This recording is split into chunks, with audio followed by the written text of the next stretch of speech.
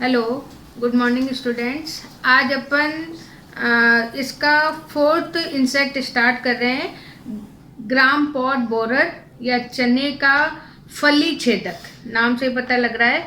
जो चने वगैरह की, मटर की जो फलियां होती हैं, वो फलियों में कभी कभी आपको छेद दिखता है, और जब आप उसको खोल के देखते हो तो उसमें आपको कैटरपिलर मिलता है। तो ये इसी इंसेक्ट का है। अगर अपन साइंटिफिक नेम देख रहे हैं तो हेलीकोरवा अर्मीजेरा, और फिर अगर ऑर्डर है तो लेपिडोप्टेरा, और जो फैमिली है वो है नॉक्ट्यूडी। तो इस तरीके से इसका थोड़ा क्लासिफिकेशन है। फिर उसके बाद में देखो, ये जो इंसेक्ट है, यहाँ पे अधिकतर जो इंसेक्ट है वो सब क्या है, पॉलीफेगस, और यानी कि सर्वभक्षी, सभी जगह सब चीज़ों को खा सकते हैं और सब जगह ये मिल सकते हैं। यानी कि सर्वभक्षी भी हैं और सर्वव्यापी भी हैं, सब जगह भी मिलेंगे और सारी चीज़ों को भी ये खा सकते हैं। उसके बाद में देखो, अभी जब अपन ने बीटी कॉटन वाला पढ़ा था, तो कॉटन बॉलवर्म, तो ये भी इसी की एक वैरायटी है। और अमेरिका में इसने जो है कॉटन को पूरा का पूरा डिस्ट्रॉय कर दिया था, इसलिए जो है इसको बहुत ज़्यादा हार्मफुल या विनाशकारी कीट जो है वो कीट इसको कहा जाता है।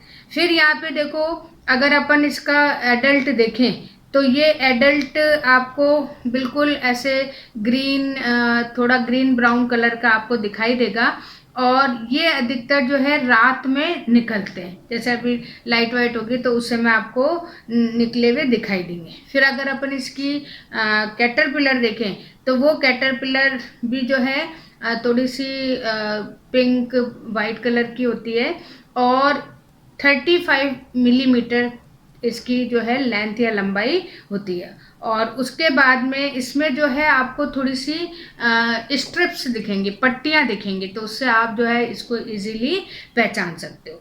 फिर इसके बाद में इसके पोषक पौधे हैं या जो है होस्ट प्लांट हैं, वो होस्ट प्लांट वही, क्योंकि जिसमें बोरर नाम है तो जिसमें फलियां हैं, तो चना, मटर, कपास, अरहर, मक्का, तो इनके अंदर जो है ये ज़्यादा इन्फेक्शन करता है। उसके अलावा कुछ प्लांट्स भी हैं, जैसे सनफ्लावर है, लेडी फिंगर है, भिंडी, टमाटर, तंबाकू, इन पे ये इन्फेक्शन कहते हैं। लेकिन जो फली वाले प्लांट हैं उन पे ये ज़्यादा करते हैं। फिर उसके बाद में अब अगर अपन इसका थोड़ा सा देखें तो सबसे पहली बात है कि ये इंसेक्ट पूरे साल एक्टिव रहता है, और जो लीफ है उस लीफ के ऊपर ये उसकी लीव्स को खाता रहता है। और उसके बाद में जब इसमें फ्लावरिंग वगैरह होती है, तो फ्लावरिंग है, फ्रूट है, तो सारी स्टेजेस को ये डैमेज कर देता है और फलियों के अंदर घुस जाता है, और अंदर घुसने के बाद में उसमें जो सीड्स हैं उन सीड्स को भी खा के ख़त्म कर देता है। तो पूरी, अगर आप कभी देखते हो कि मटर है, ऊपर से बहुत अच्छी दिख रही है, लेकिन उसमें आप खोल के देखोगे तो सब में आपको कैटरपिलर मिलेगा और पूरी की पूरी इन्फेक्टेड वहाँ पर मिलती है। फिर यहाँ पे देखो, सबसे इम्पॉर्टेंट चीज़ है कि ये इसमें फली के साथ साथ टमाटर, तंबाकू, इनमें भी इन्फेक्शन करता है, और पूरे के पूरी जो क्रॉप है उस क्रॉप को ये ख़त्म कर देता है। और इसके कारण ये मान के चलिए 30 to 60% जो है नुकसान होता है। फिर उसके बाद में अपन इसके थोड़ी लाइफ साइकिल देखते हैं। तो लाइफ साइकिल में जो है नवंबर के टाइम में इसमें जो है फर्टिलाइजेशन होता है, और जो फीमेल है वो फीमेल प्लांट्स पे की लीव्स हैं या उसके जो फ्लावर्स हैं उस पे क्या देती है, एग देती है। और ये एग लगभग 500 से 1000 जो है अपने लाइफ में दे देती है, और उनमें से 2 या 3 दिन में ही जो है लार्वा या सुंडी उसमें से बाहर निकल आती है, और धीरे धीरे ये डेवलप होने लगती है।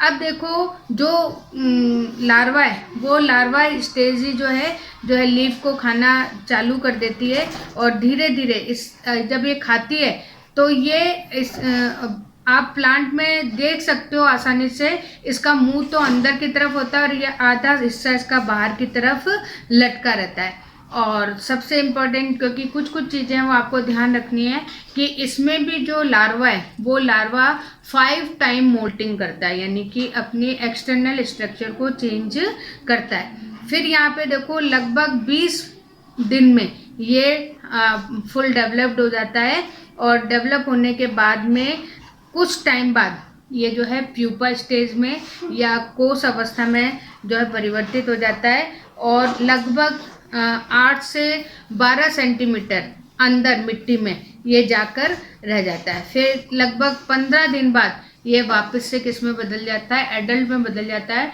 क्योंकि ये जो इंसेक्ट है ये पूरे ईयर एक्टिव रहती है, इसलिए यहाँ पे ज़्यादा टाइम तक ये प्यूपा या कोष अवस्था में नहीं रहता। तो इस तरीके से यहाँ पर ये पूरी इम्पोर्टेंट चीज़ है।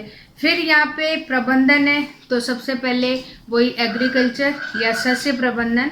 अब इसमें देखो अगर ज़मीन के अंदर प्यूपा है तो गहरी जुताई करते हैं ताकि आसानी से अंदर से यहाँ पे निकल सकें, और जो इंसेक्ट होते हैं या जो कुछ बर्ड्स होती हैं जो इन कीटों को खाती हैं तो वो उनको खाकर ख़त्म कर देती हैं। उसके बाद में फेरोमोन ट्रैप या लाइट ट्रैप उसका यूज़ करते हैं, उससे भी ये ख़त्म हो जाते हैं। फिर उसके बाद में जो है सबसे जो इम्पॉर्टेंट चीज़ है, और ये आप केमिस्ट्री में वो एग्रीकल्चर में भी आपने पढ़ा होगा, उसे बोलते हैं फंदा फसल या ट्रैप क्रॉप। फंदा फसल या ट्रैप क्रॉप क्या होती है कि जैसा अपने पास में मेन क्रॉप है उससे ही मिलता जुलता अगर हम क्रॉप वहाँ पे लगा दें तो जो हमारा इंसेक्ट है वो थोड़ा सा कंफ्यूज हो जाता है।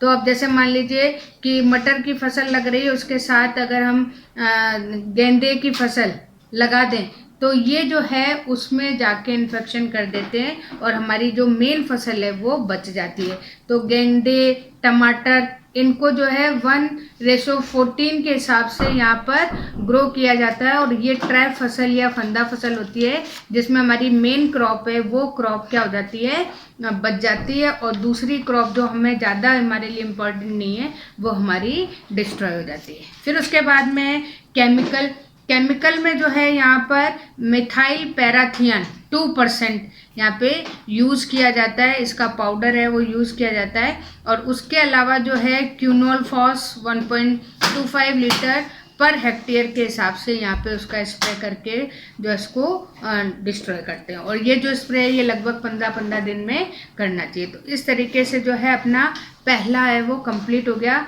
फिर उसके बाद में नेक्स्ट है गेहूं का तना छेदक यानी वीट स्टेम बोरर। अब ये जो है इसका साइंटिफिक नेम है सिस्मिया इन्फेरेंस, और ऑर्डर आप देखते हो तो लेपिडोप्टेरा, फैमिली वही है नॉक्टिडी। फिर यहाँ पे देखो सबसे पहली बात कि इसकी जो कैटरपिलर होती है वो पिंक कलर की होती है, इसलिए इसका एक नाम और है गुलाबी सुंडी या पिंक कैटरपिलर। तो इस तरीके से है। फिर यहाँ पे देखो ये जो है हमारे राजस्थान में, यूपी में, मध्य प्रदेश में, इनमें जो है बिहार में, इनमें इसका इन्फेक्शन सबसे ज़्यादा है। जहाँ गेहूं का उत्पादन है वहाँ पर इसका इन्फेक्शन ज़्यादा है। फिर अगर अपन इसका जो एडल्ट है देखो इसमें फोटो में, तो ये थोड़ा सा वाइट ब्राउन कलर का होता है और 10 से 12 सेंटीमीटर लंबा है, और उसके बाद में इसमें बड़े बड़े पंख हैं, और इन पंखों पे जो है ब्लैक कलर की लाइंस जो है वो लाइंस इसमें दिखाई देती है जिससे इसको पहचाना जाता है।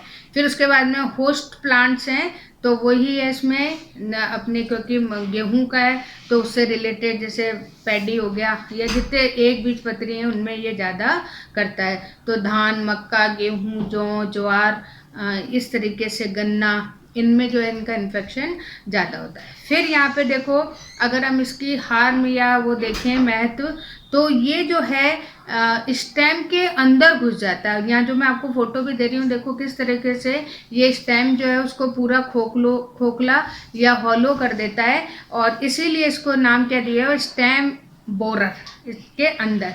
उसके बाद में एक इसमें बहुत इम्पोर्टेंट चीज़ है और ये अक्सर आती भी है कि मृत गोब या डेड हर्ट। इसमें क्या होता है कि जो क्या करना चाहिए, बर्ड्स वगैरह हैं, वो बर्ड्स अगर निकल रही हैं तो वो निकलते ही डेड हो जाती हैं, यानी कि अंदर कोई मामला चल रहा है इसलिए वो डेवलप नहीं होती है, तो इसलिए इसे क्या बोलते हैं डेड हर्ट। और जो बालियाँ वगैरह भी हैं वो भी कैसी हो जाती हैं, ड्राई और होलो हो जाती हैं। उसके बाद में अगर हम देखें तो ये जो इंसेक्ट है ये अप्रैल और जुलाई इसमें सबसे ज़्यादा एक्टिव रहता है। और अगर आप पैडी में देखें तो ये कुछ कुछ जुलाई और अक्टूबर में भी एक्टिव रहता है, जो चावल की फसल होती है उसके ऊपर। इसके बाद में देखो अपन इसका लाइफ साइकिल देख रहे हैं, तो इसमें लाइफ साइकिल में सबसे पहले जो है फीमेल है, वो फीमेल लगभग अपने जीवन में 400 एग्स देती है। और ये एग किस पे देती है, वही लीव्स वगैरह के ऊपर देती है। इसके जो अंडे होते हैं वो थोड़े से ऑफ वाइट या सफ़ेद रंग के होते हैं, और लगभग 7 से 10 दिन में इनमें से जो है लार्वा या सुंडी बाहर आ जाती है। ये जो लार्वा है, ये लार्वा सबसे पहले जो क्योंकि स्टेम से ज़्यादा रिलेटेड है, तो लीफ का जो नीचे वाला पोर्शन होता है जिसे लीफ सीथ कहते हैं, उसको सबसे ज़्यादा अटैक करती है, ताकि इसमें इजीली वो स्टेम के अंदर घुस सके। फिर उसके बाद में अगर हम इसमें लार्वा देखते हैं, तो ये लार्वा लगभग 25 सेंटीमीटर लॉन्ग है और थोड़ा सा हल्का गुलाबी रंग होता है, इसलिए अपन इसको क्या बोलते हैं, गुलाबी सुंडी। फिर इसके ऊपर थोड़े थोड़े धब्बे भी पाए जाते हैं, और ये लगभग 30 दिनों में यानी 1 महीने में डेवलप हो जाता है। फिर उसके बाद में ये जो है अपनी प्यूपा स्टेज में बदल जाता है, और इसका भी प्यूपा आप देखोगे तो ब्राउन कलर का लगभग 12 मिलीमीटर लंबा होता है, और ये लगभग 10 से 12 दिन अपनी रेस्टिंग स्टेज में रहता है, और उसके बाद में वापस से एडल्ट में चेंज हो जाता है। और ये भी ये मान के चलो कि ये जो इंसेक्ट है, ये इंसेक्ट भी जो है पूरे साल एक्टिव रहता है, तो इसकी 1 साल में लगभग 4 जनरेशन जो है इसकी कंप्लीट हो जाती है। लेकिन बहुत ज़्यादा ठंड जैसे नवंबर, दिसंबर, जनवरी, उस समय जो है ये अपनी निष्क्रियता में या हाइबरनेशन में चला जाता है। तो ये यहाँ पर इसकी लाइफ साइकिल कंप्लीट हो गई। फिर उसके बाद में इसका मैनेजमेंट है।